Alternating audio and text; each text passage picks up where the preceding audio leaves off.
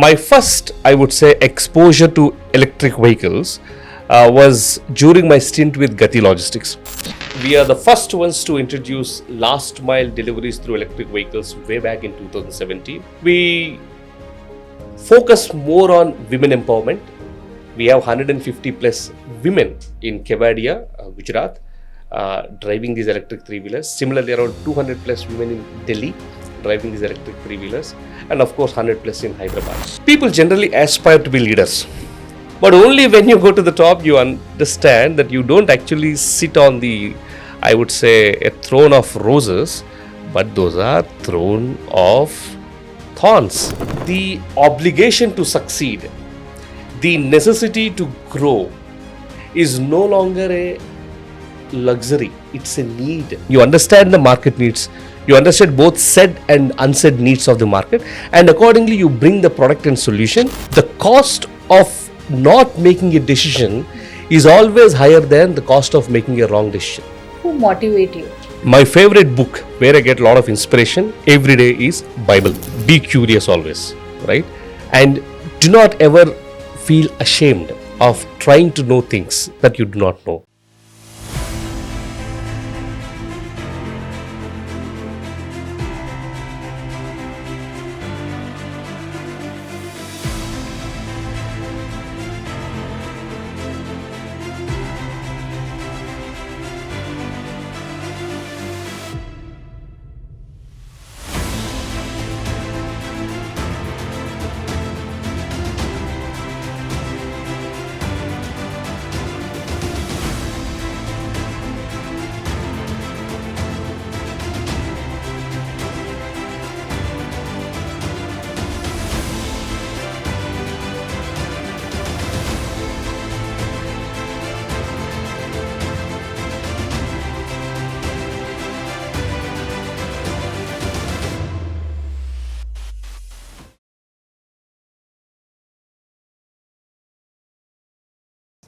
Welcome to our podcast. I'm Navneet here, and today I'm going to have an amazing conversation with Mr. Rajeev. He's a visionary leader in the forefront of innovation in the field of electric vehicle and sustainable mobility.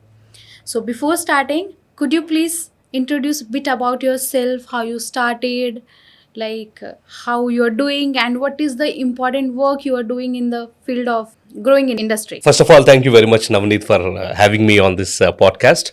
I see this as a great opportunity to take some good message to, I would say, a lot of listeners and then the followers that this particular channel has.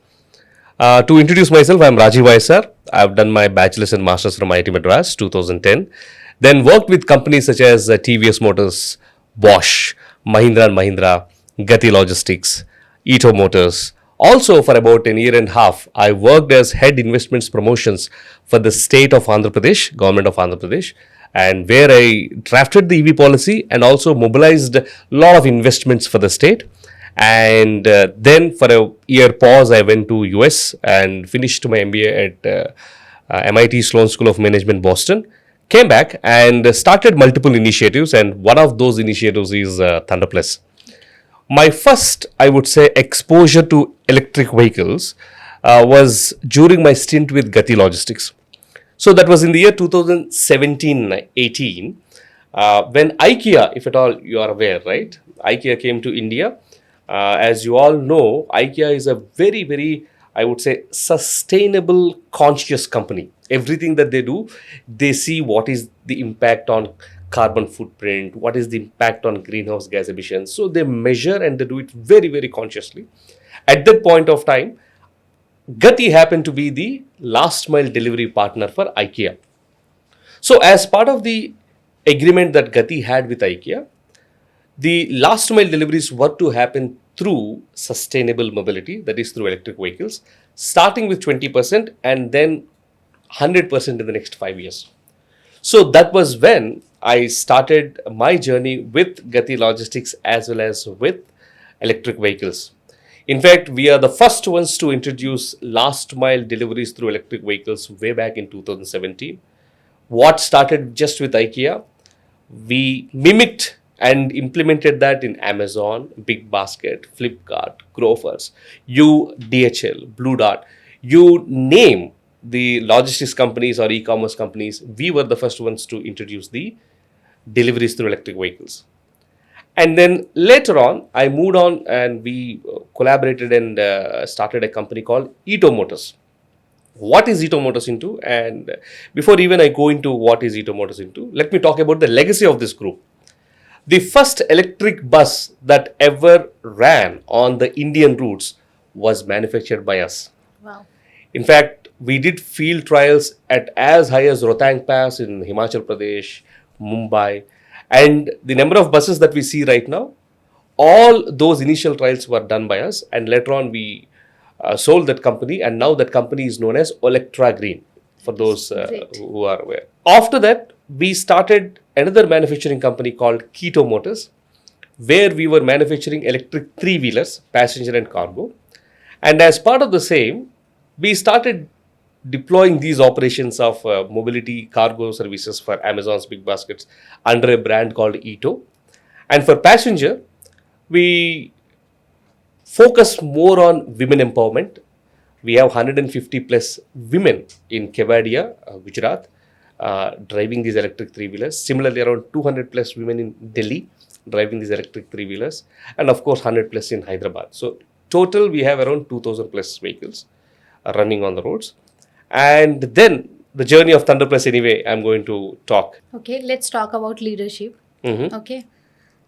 I know leadership and making decision is a quite harder step always. So I'm very curious to know, uh, are there moment or time where you feel like that this is the decision I'm going to make, and how you are like how you implemented that with your team and with your company.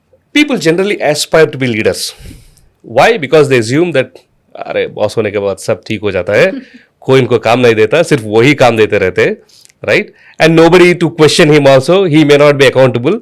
It is always good to go to the top. But only when you go to the top, you understand that you don't actually sit on the, I would say, a throne of roses, but those are throne of thorns. Why? Because as long as you are basically at the mid level or at the level of an organization, you are accountable and responsible for only yourself. But once you reach the helm of the organization, you are accountable and responsible not just for yourself, for your team, their families, their children, everything, right? So the obligation to succeed, the necessity to grow is no longer a luxury, it's a need. So that way, every decision that you take as a leader will definitely have its own impact, either in a positive way or in a negative way. And hence, leaders in general are always at a tremendous pressure to make decisions. Let me reflect upon some of the decisions that we took, which helped us to be where we are now. So if you look at ThunderPlus as an organization, initially ThunderPlus was just a charging infrastructure department, developing charging infrastructure for those buses I told you. In fact, in Pune, Bikaner Nagar, we have India's largest charging infra of 5 megawatt capacity, where 120 plus buses can be charged simultaneously. And then after we started Eto Motors, this has again become a charging infrastructure department to develop charging infrastructure for those three-wheelers, cargo and passenger. Last year, when I took over this particular role in the company, we had an option. Either continue to remain as a charging infrastructure department or rewrite a new future for ourselves. So we had then, together as a team, came forward and we decided that, hey, these are the 4 things that we are going to do from now on. Number 1, until then we were only manufacturing chargers, but those are consumed internally. We said, hey, let's manufacture chargers and go to the world. From where we started our first division of manufacturing and selling of chargers. A lot of innovation into it. Of course, I'm going to talk about it. Second one, we said, why don't we also develop the public charging solutions? Until now, all the charging stations that we develop are only specific for private. Why don't we develop public charging solutions? Again, a decision because to set up, say, for example, a 240 kilowatt or a 360 kilowatt megawatt charging station, it cost the upwards of 1 CR. And charging business, as you know, is not like a restaurant business where you start a business today and tomorrow onwards you would see customers walking in. Electric vehicle as an industry is still in a nascent stage in India, right? So to deploy that 1 plus CR and to wait for the money to come in, how long? How many more days? How many more months? Will the ROI work out? Will the IRR work out, right? These are the questions, but we decided, no, let's get in. We will figure out how do we bring the revenue. So manufacturing of charging and sales, and then public charging stations. Third important thing is we started also developing dedicated parking and charging solutions. And finally, we started doing EPCs. Now, this is interesting. EPCs is, okay, you have a charger that needs to be installed. So whether it is the civil work, whether it is the power infrastructure work, the cabling, routing, everything is called EPC. In an EV ecosystem, generally what happens is a charger manufacturer will not be a charge point operator. Charge point operator means one who runs those chargers. A charge point operator will not be an EPC guy. EPC guy who engineers, procures and commissions this. So all these three are three exclusive departments. That's where we said, this is again very, very bold leadership decision, right? Because we really need to now, if we don't define this, I'm neither a charger manufacturer, nor a charge point operator, neither a CPO. So what we have done, we said, those products which are already there in the market, I'm not going to reinvent the wheel. I will focus on those products which are not there in the market. That's where I started focusing on a 3.3 kilowatt universal charger, which we call Har Ghar Thunder, which means every house should have a charging point, and that charging point should become a revenue generating aspect, more like an STD booth business. No manpower, no monitoring, simple QR code, scan, charge, pay. Second, when the whole world is focused on fast charging for 4-wheelers and buses, we are the first ones to focus on fast charging for 2-wheelers and 3-wheelers. That's where we call Chai Pay Charge. So from these 3.3 kilowatt and a Chai Pay Charge perspective, as a manufacturer, I am the market leader at this point of time. But when it comes to other fast chargers, I collaborate with my competitors and I take their products. And my competitors, when it comes to these products, collaborate with me and take my products. Second thing, there is an possibility that I can either compete with my charge point operator as other companies as a competitor, or I can collaborate. So what I've said to my competitors is, hey, you know what? You set up your charge points, doesn't really matter. But the entire engineering, procurement, commissioning, and operations and maintenance of that, including demand generation, will be taken care by me. So you don't have to do the heavy lifting work. We will do that work. That's how we have started collaborating with our own competitors with whom we work right now, right? So these are certain decisions where we had to make, which really helped us to become a 10 crore top line company in the very first year of our operations. Okay, so you're talking about competitors. So as I know, branding is like more important for every business in today era. So how you are going to define branding and marketing? See, most of the times, right, the tech founders think that branding and marketing are bakwas cheeze, right? As long as you have a great product, people are going to come and buy. But somebody needs to go out and tell them that, hey, a product as such is available and it is great, right? So I strongly believe as much as technology is important, as much as innovation is important, so much is the importance of marketing and branding, because people need to be aware that you exist. So you cannot discount marketing and branding. In fact, if you look at ThunderPlus, we invest very heavily. See, for example, when I spoke about Har Ghar Thunder, right? That's a campaign. People think, Har Ghar Thunder, Har Ghar Tiranga, Har Ghar Thunder.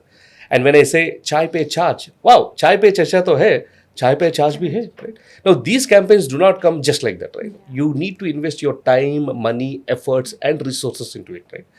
And every good thing that you do needs to be amplified and told in the market. That's the reason every, I would say, collaboration, every partnership that we do, we speak it out very loud and clear that, hey, this is what we have done, say, for example, with Tata Motors. This is what we have done, say, with India Post. This is what we have done, say, with South Central Railways. This is what we have done, say, with Ather, right? So you cannot discount marketing and branding.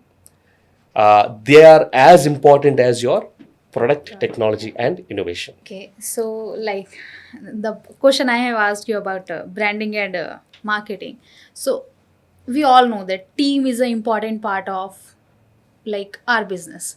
So how you stay motivated and focused along with your team, how you are keep on pushing them and making decision for them without losing the quality whatever you are providing to your customer. Let me share a small example.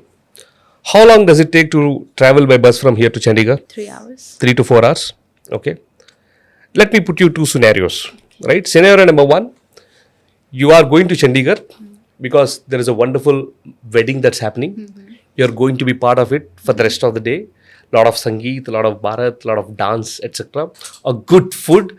You're going to meet all your close friends, your families, etc. is one. Right. Second thing, everything of that what I told you exists, but just that you are not aware. Now look at this. So you have two passengers in the bus. Both are going to the same destination. Both of them are going to be part of the same excitement, same function, whatsoever. But one guy is aware of what's going to happen, but the other guy has no clue what's going to happen. Now let's look at the emotions that both of them go through. The person who is aware of what's going to happen, he is in anticipation, excitement. He's like, wow, when will I finish my 3 hours journey? Because I'm going to meet my classmates, I'm going to meet my friends, right? The bride is my friend, the groom is my friend, etc. He looks with a lot of excitement and he enjoys every moment. Now look at the other guy who is absolutely not aware of what's happening. 3 hours. How do I sit in the bus? क्या करूँ मैं यहाँ पे? Boring लग रहा है. You're able to understand, right? What's the difference between both of them? One guy was aware of the vision and hence he's enjoying the journey towards the destination. Other guy has no clue about what that vision, what the destination is, and hence for him the journey is monotonous, the journey is boring, the journey is tiring, and the journey doesn't really appeal to him. Now why I shared this analogy is a leader's responsibility is the vision that he is able to see, the vision that he is able to articulate, the vision that he is able to build. He should also be able to communicate with the same passion and commitment to everyone in the team. Are you here with me? When you do that, imagine the entire bus is of passengers who are aware that we are going to be a place where there is going to be a wedding. What a joy, right? What a galata, what a fun, what a hangama in that bus. The journey would not be like a boring journey for them, right? So where the reflection of that is, even if you are a CEO or a founder or a CXO, it doesn't really matter. You need to ensure that your grandeur vision and the goal that you intend to go must be communicated with the same rigor and passion to the last mile employee of your company. When you do that, you are like that shared bus where everybody is enjoying the journey because they know where they're going. For example, in Jan 2024, when I took over this company, the top line, the sales or the revenue was 8.3 lakhs per month, 8.3 lakhs per month. I called my team and said, hey, you know what? One day we will do 1 CR per month. Wow. That's almost like what? 8.3 lakhs to 1 CR is almost 12x, 13x growth. Sorry, not even 8.3, I think it's around 5 lakhs or so. Team was like, साहब तो मजा कर रहे हैं, right? 5 lakhs per month to 1 CR, 20x growth, कैसा होगा? The same team, Jan 2025, we did 83 lakhs per month. Look at this. Jan 2024, 8.3 lakhs. Jan 2025, 83 lakhs, 10x growth. Team, kuch to? Alright. Then I told my team, hey, you know what? Let's do at least 1 CR per month. 1 CR per month, hoga, nahi hoga. March, we did 1 CR plus. March, we closed at 2.9 CR. And when we looked at the entire year, from April 2024 to March 2025, when we closed our books, the team together has done 10 CR as a top line. Right? Now, again, I wouldn't say I have done it. The team has done it, right? Now you see the fun. Then I said, hey, great, we have achieved 10 CR. Shall we do 100 CR next year? You're able to understand? But then, since I already shared that vision of 1 CR per month to 10 CR per year, now the team is excited. Ki, "Arey, we have done that. Probably we'll do this also." And we have been consistently doing. I hope there will be a time, few months from now, where we'll again gather like this and then discuss how we did 100 crore per annum as a, I would say, a revenue, right? So I think as a leader, it is important for him to not just visualize the grandeur vision, but it is equally important for him to share that vision with the same passion and rigor so that everybody chases that particular vision and the journey will not be difficult, the journey will not be futile, the journey will not be tiring. It is exciting. You're all going to enjoy that piece of cake. Absolutely correct. So you have created a job portal, let's say, for tribal women, and this is the India's first EV zone, I believe. So how you can suggest leaders to balance like making money while doing good things for society? Brilliant. Very good question. See, for any business leader, first and foremost important thing is making money. He must make money, right? Then all the other empowerment etc comes into picture. So let me not give you a wrong perception ki wo noble cheez karo, ye noble cheez karo. No. As a founder CEO, you are here to make money. Again, make money in the sense, while you offer the products and services, you collect, and then that's how you make money. That's how the country grows. That is how it adds up to GDP, right? But it's a beautiful question. How do you balance it out, right? So that's where, as a leader, you need to understand. For example, I'll tell you. I'll talk about multiple examples. Gujarat, Kevadia. Context. The tribal families were displaced. Why? Because we wanted to build the government wanted to build the Statue of Unity. And then something needs to be done. Now I had two options. One is provide similar kind of a training to the men of the home and deploy. Then I thought two things. Number one, men are generally not that flexible, right? Thoda rigid hai wo. Second, when it comes to responsibility, they are not as good as women. Third, when it comes to hospitality, nobody to beat women. And Kevadia is a tourist place. We need less absenteeism. We need guests to be really feeling warmth. And the sense of responsibility, when you empower these women, right, they can buy the dress that they want to wear. They can put the kids in the school that they want to. They can give good, nutritious food to the family. Right? When we thought of it, then we decided, no, let's do something hut. Okay. Now, because of which, what happens? Number one, these vehicles were maintained well because they handle it smoothly. Second, the absenteeism is less because women are more committed. Third, zero customer complaints. Why? Because they always treat good morning ma'am, good morning sir, baitiye. And when people see that a woman is driving the three-wheeler, right, they also get encouraged to speak. Yeah. Then the stories are exchanged, the lives are exchanged, right? So that way there is a connect. So from a business perspective, my metrics, driver absenteeism, less, customer satisfaction, more, vehicle uptime, better. I make good money. And from a social perspective, I am empowering these women, right? So it is a myth that if you focus on empowerment, you can't get profits. Or if you focus on profits, you cannot really empower. No.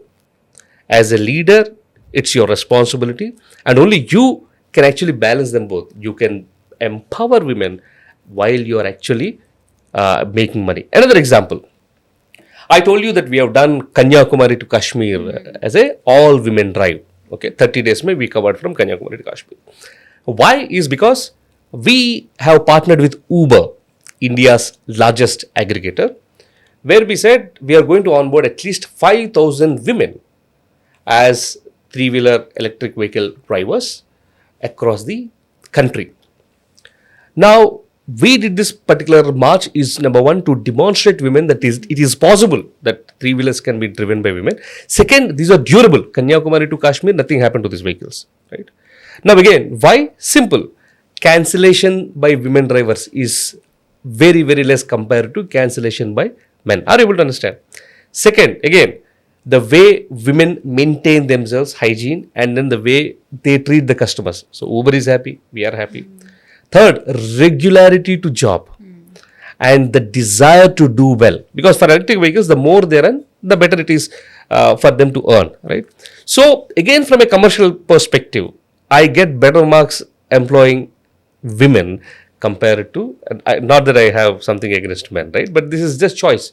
So I'm more than happy right now to say that 30 to 35% of my fleet is run by women drivers, and all the metrics in that fleet, whether it is vehicle uptime, whether it is regularity to job, whether it is customer satisfaction, everything, all those metrics speak very high and positive about this initiative. So, working with the government rule and the policy and the new idea, it can be tricky, I believe. So, how did you balance that innovation, especially in the industry, in the field of EV space, I believe? So you actually asked me two questions. Yeah. Question number one, how do you manage innovation?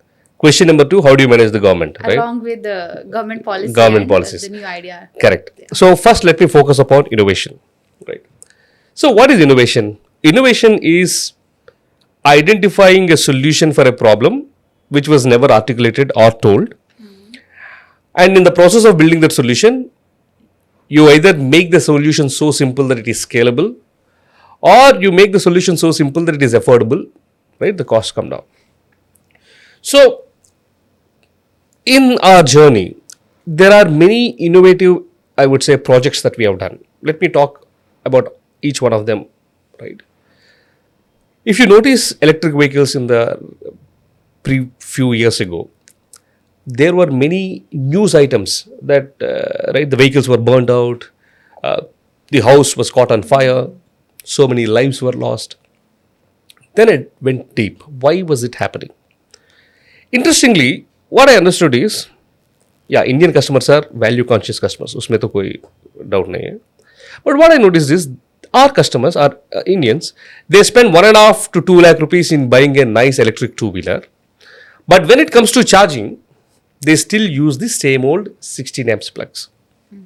Now, what's the problem with this is because those plugs are not designed for electric vehicles. Electric vehicles draw higher amps of current. So you need to have minimum 9 square millimeter wiring there. You need to have industrial plugs to withstand those temperatures. Because of which the short circuit actually starts in the plug board and then it quickly spreads to the batteries. And of course, batteries are highly, I would say, inflammable. And that's where you get the accidents. Then I went one step deeper. Why are the customers not investing in buying those chargers? Then I realized that a similar charger of such kind of a capacity costs anywhere between 25,000 to 30,000 rupees in the market. Then I realized, okay, one is awareness, second one is probably the cost competitiveness.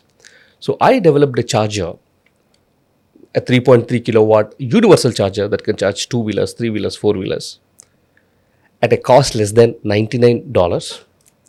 IP67 protects from dust, rain and sun, and ARIS certified, metal body, and because the positioning is less than $99, that means less than 8,000 rupees, it is affordable by everybody. So, innovation one.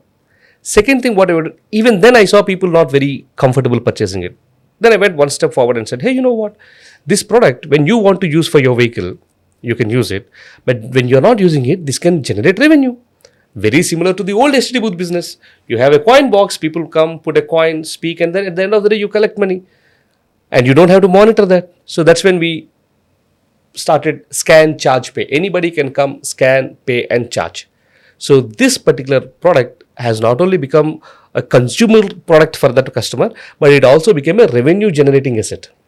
That's an innovation. You're able to understand? Yeah.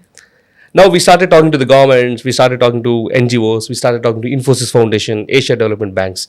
Hey, we said, hey, you work among women. Most of these women have tailoring shops, right, boutique shops, tiffin centers, etc.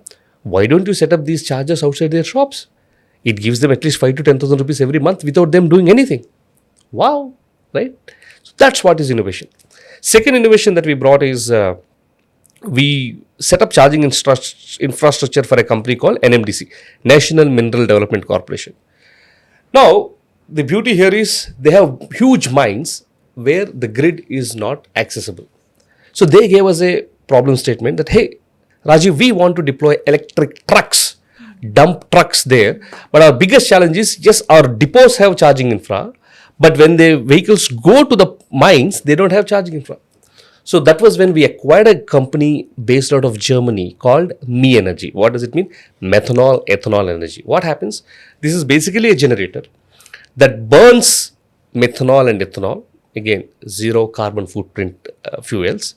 And they have two guns, this particular, which dispenses 150 kilowatt each CCS2. So now with this, what happens? This particular product ensures that it is independent of grid. So that's how you bring in, you understand the market needs, you understand both said and unsaid needs of the market, and accordingly you bring the product and solution which will add value to them. That's in terms of innovation. Now, the second question is, how do you do it along with the government?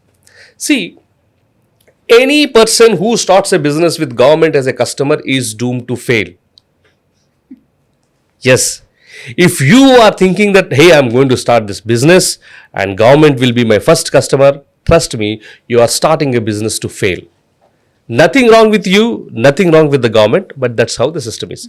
You cannot start a business considering government would purchase, because for government, purchasing your product is never the mission. They have bigger plethora of things in which if it fits, it fits. So what does it mean? That means you need to identify who your customers and what your market is. Government can be an enabler. Government policies can enable your product, but you cannot build your business models based on the government as a customer.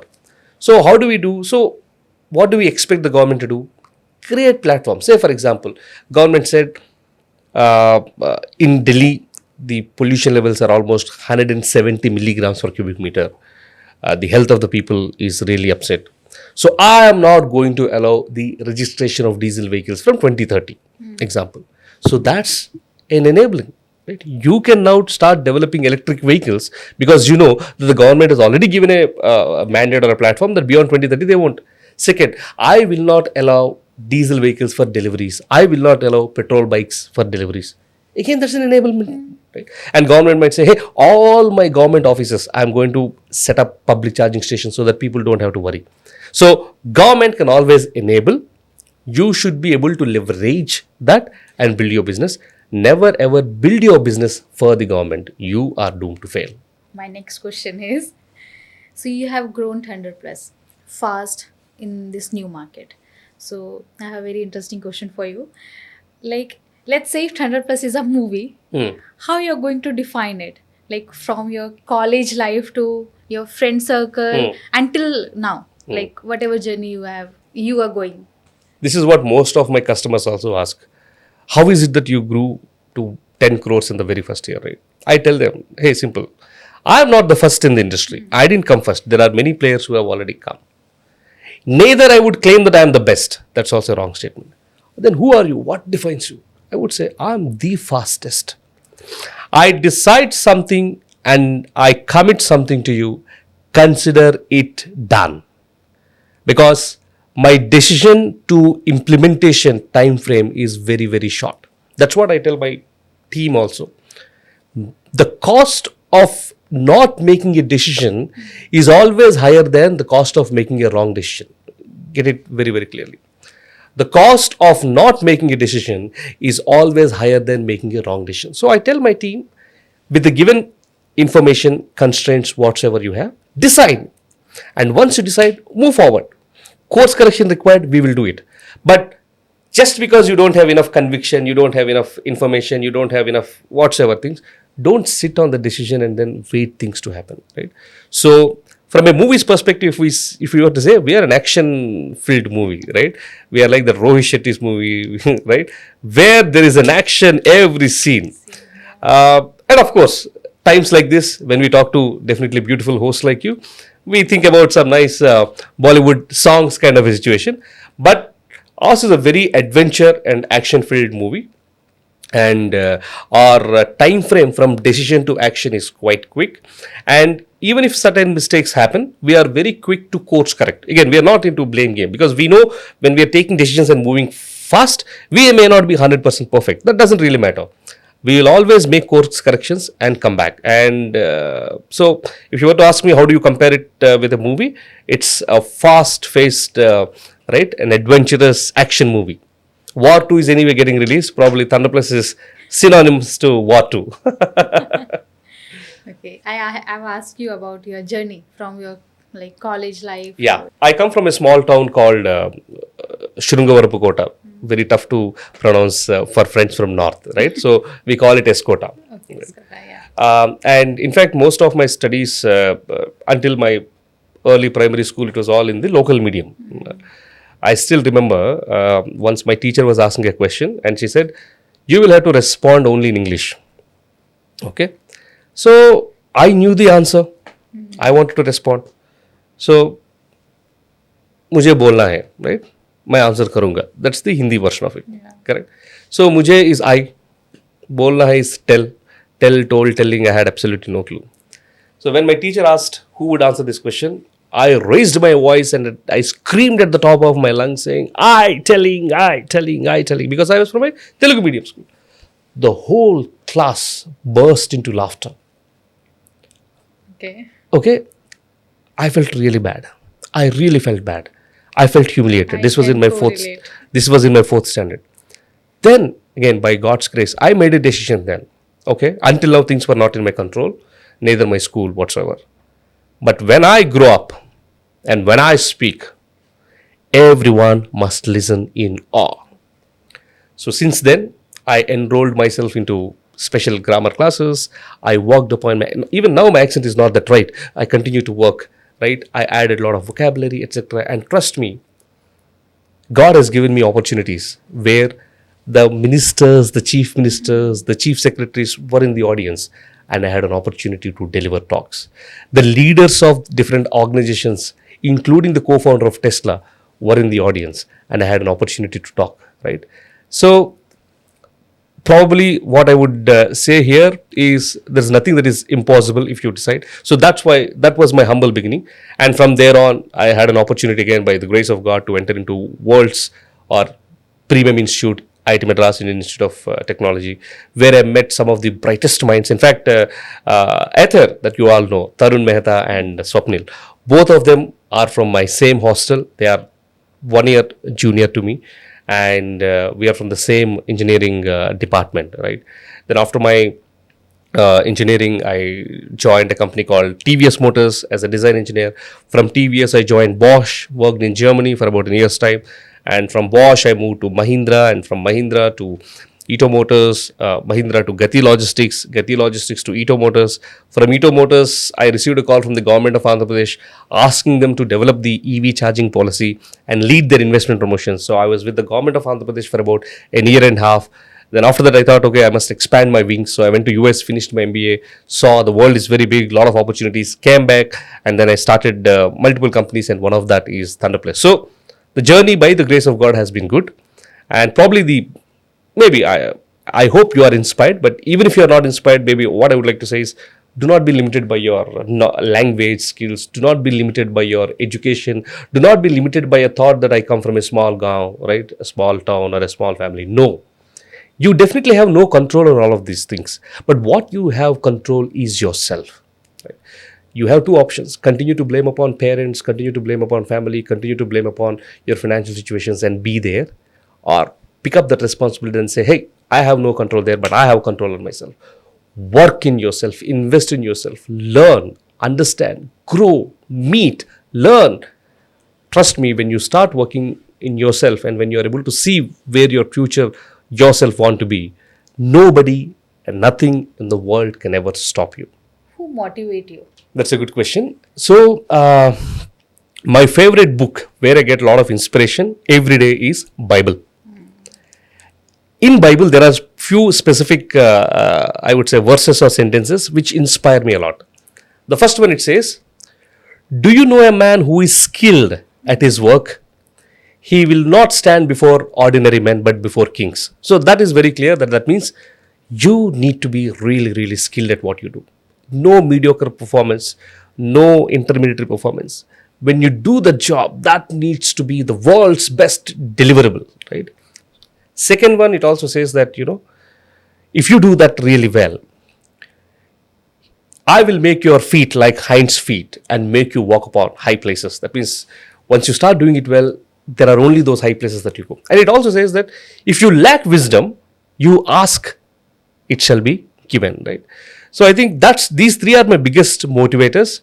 And of course, you learn every day everything from everybody. So I believe that if you have the heart to learn, if you have the passion to be inspired, everything, every living being, every person can actually inspire you. It's all about you, how you draw that inspiration.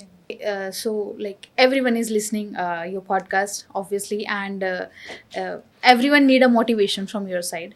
So I just want to know if anybody, like those who want to start their career in EV especially, how they can start and how they can be a part of your journey. Yeah. These days, these are the days of entrepreneurship, right? Everybody wants to start something on their own. Everybody wants to build. So I provide a platform to all of them. They can become ThunderPlus franchisee partners. What does it mean? It means this, right? If you look at the other, again, this is where innovation comes to the picture. If you look at a regular electric vehicle charging franchise, it costs anywhere up and above 30 lakhs, 50 lakh rupees. That way, I'm limiting this from people. Only people who are able to afford can do that. Then I thought, why can't a regular Aam Aadmi who has the desire to start at a smaller level, can't he do it? Right? All he needs to do is some space. Maybe he will have space outside his shop or outside his home, and he needs some technology support which I can give. So from a 30 lakhs franchisee fees, ThunderPlus franchisee fees starts at 2 lakh rupees only. Does it mean that I don't have bigger ambitions? Of course. See, if you have an empty space, say for example 500 square yard space, and probably it is on the highways or it is on a prominent place, and you want to convert that, then we have franchises at 30 lakh rupees also, which can, of course, the more invest, the better you returns are, right? So for anybody who wants to engage with ThunderPlus Business Partners Program or ThunderPlus Franchise Program is something. Somebody might say, hey, I only have money. I don't have land, or I don't have space, I don't have power. What do I do? I said, hey, we have Business Partners Program. As part of which, what we do is, we give you partial ownership of a charging station. Say, for example, one charging station to set it up has costed 1 crore rupees. And say it is giving us close to around 18 lakh rupees per annum, right? 18%. Now, if you were to say, hey, Rajiv, I have 30 lakh rupees. I would say, yes, 30 lakh rupees, I will make you a 1/3 owner of that particular station, and I will start sharing 1/3 of the 18 lakhs with you, which is, say, for example, 6 lakhs, right? So, franchisee program is something that you can associate with. And second thing is business partners program. Both of them are great opportunities for you to begin your entrepreneurial journey in the EV industry. I love reading books. Okay. So I really want to know which is your favorite book. See, there are multiple books that I love. And one of the best books which I continue to read. And there is one book called 1 Minute Manager. Right, that you really need to pick it up. And there is also another book which I started reading right now. Basically, this is called the high octane or high frequency person. Basically, this book encourages you to stay hatke, right? And any such kind of leadership books I really love to read. Any particular like business related a book you suggest? So definitely, financial education is something one needs to really understand. Again, financial education is not that, I would say, I don't necessarily say that they will only have to get it from the financial books. For example, Rich Dad, Poor Dad, right? A beautiful book that talks about right, the fundamentals of financial education. And then Psychology of Money is again another good book. Right. So these are fundamental books. They are good narrations, and at the same time, they teach you the fundamentals of finance, etc. Yeah. What one thing you are going to suggest? See, one thing is be curious always, right? And do not ever feel ashamed of trying to know things that you do not know, right? For example, have you started walking from the day you were born? No. You fell few thousand times before you took that first step. Have you started swimming as soon as you're put in a pool? No. You practiced for weeks before mastering the strokes, right? Have you started coding? Absolutely. Have you started editing the day you picked up a computer? No, right? Everything has its time, and learning need not be synonymous to incapability. No, most of the times what happens is we associate ourselves, learning means you're not capable. No, be shameless. Be curious. Learn whatever you do not want to learn and start questioning the status quo. Don't accept, no, this is my life. That's it. I am built like this. No. Start thinking. Once, see, I believe in this 3-factor formula, right?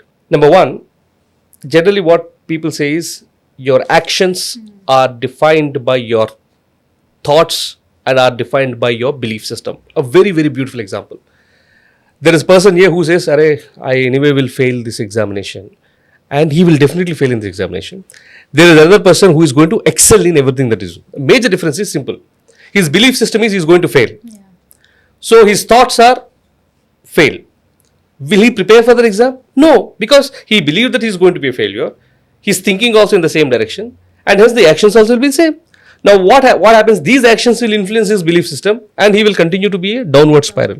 Whereas the other guy comes from an, hey, मुझे ये job चाहिए. I need to crack this exam. See, the action is positive, so he will start thinking in that particular direction. And he will start preparing in that particular direction, and hence the results also positive. And once the results are positive, again it reinforces the belief system. मैं तो कर सकता हूँ. Then that belief system will inspire his actions or thoughts, and those actions will result in positive things, right? So always never assume things, take things for granted. Never assume negative outcome. Always believe that you are going to rock it, you are going to crack it, and you will crack it and you will rock it. Trust me. I have one more question. Like there are like number of entrepreneurs. Correct. Those who want to start their Correct. business. कुछ time तक start करने के बाद वो सोचते हैं कि नहीं, I am not going to do it, मुझसे नहीं होगा. Correct. So what is the one suggestion you are going to give them? See, it is all dependent on. See, first thing, I will not recommend that everybody should become an entrepreneur. No, Yeah. not required. That's not the right thing, right? There is a time frame. Say, for example, between 18 to 25, you do not have financial obligations, right? You do not have family commitments. You want to try. 18 to 25 is the best time for you to try entrepreneurship. You fail, that's okay. You learn a lot. But probably between 30 to 35, you are married, you have kids, you have obligations. You want to experiment, then probably I would not really encourage, right? So one thing you need to be prepared is, as an entrepreneur, you are doomed to fail, Okay. right? If you have the ability to take that failure, get into things, right? If not, even when you're working, work like an entrepreneur, right? Work like an entrepreneur. That's what you say. End-to-end responsibility. When something comes to you, you are accountable. You work like the owner of that particular business, right?